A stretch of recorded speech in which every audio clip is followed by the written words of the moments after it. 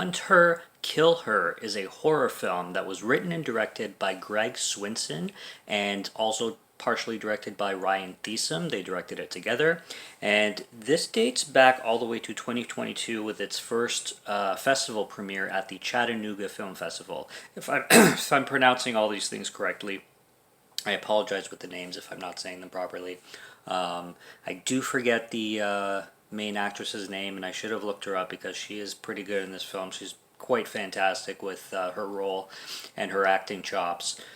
Really, really good job. The lead in this film, the female lead, is phenomenal. But I should have looked up her name before I did the review. But definitely big props on her.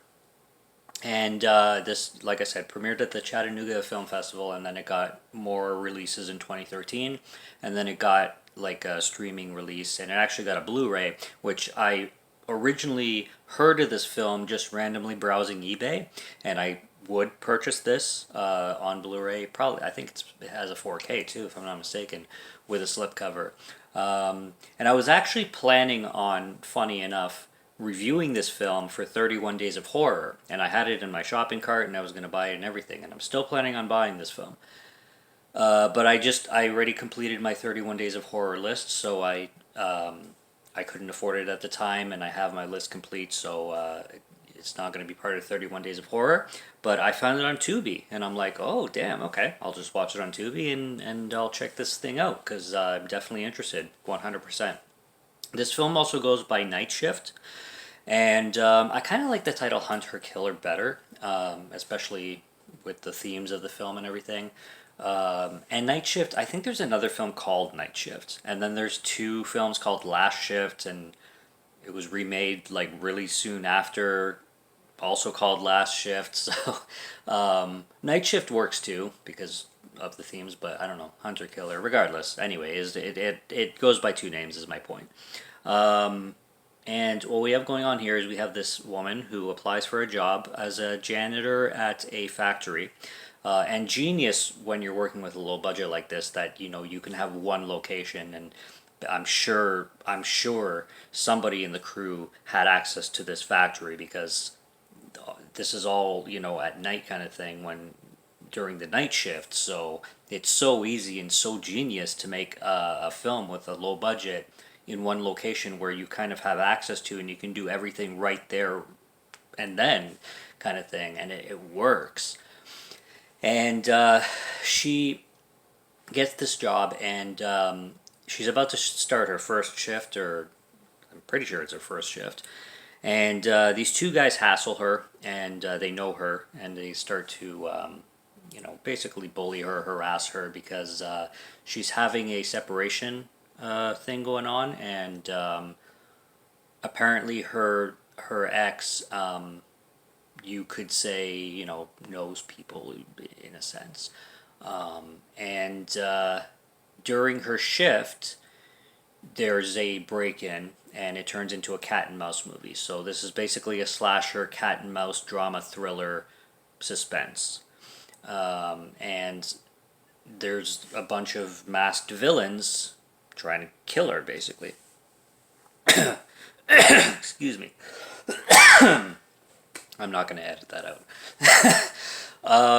But yeah, it's a cool film. It's directed really well. I like the way it's shot. It's very tense the way the camera moves and everything. There's a lot of narrow spots that she has to like go through and get away from the killers. There's one major complaint, and I'm going to mention that I'm a film reviewer, not a film critic, so take that as you will. I'm not a filmmaker or anything by any means, but what lacked in this film for me is the script. The script was just so... It could have used a rewrite or two. And just because it's so simple and bland, like there's lines, like there's one line in particular that came up where one of the villains is like, "When I find that bitch, I'm gonna slit her throat." And it's like, cool. Could you not just find something a little more intense? Like, "I'm gonna rip that bitch's head off," or like, I'm gonna smother that bitch's face in the brick wall or something. Just anything. Like, come on, I'm gonna and he said it so passionately, like it's like the most brutal thing he could think of. He's like, you know what I'm gonna do? I'm gonna slit her throat. It's like, okay, brutal, I guess, but just stuff like that, and then it's like, get over here, bitch. Where is that bitch? It's just, it's so simple. And the thing with the script, and this, I'm not trying to nag on it because it is what it is. But when it comes to the script, the only reason I'm talking about it so much is because scripts are free to write, and I don't know if there was a time constraint or it could have been that. And I'm sure there's, I'm not saying the script is terrible. I'm just saying the script felt a little bit weak and rushed more than it could have been. The direction is great, and the acting is really good actually for you know the characters are believable. The lead, like I said, I wish I remember the actress's name. Karen is the character's name, and we follow Karen trying to get away from these masked villains, and she does a great job when it comes to the kills.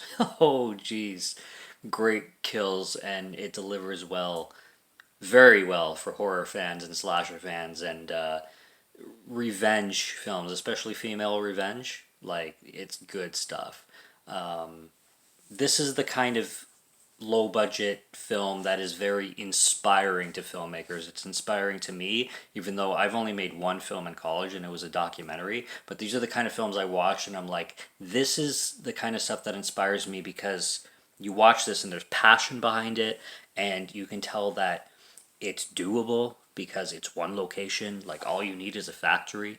Like, all you need is you can have just a house. It doesn't have to be a factory. You can have a forest. You can have just a location, and you can do something with it, which is hilarious because they utilized the location beautifully. They utilized the characters, the acting. Everything is superb. The even the sound design is quite good.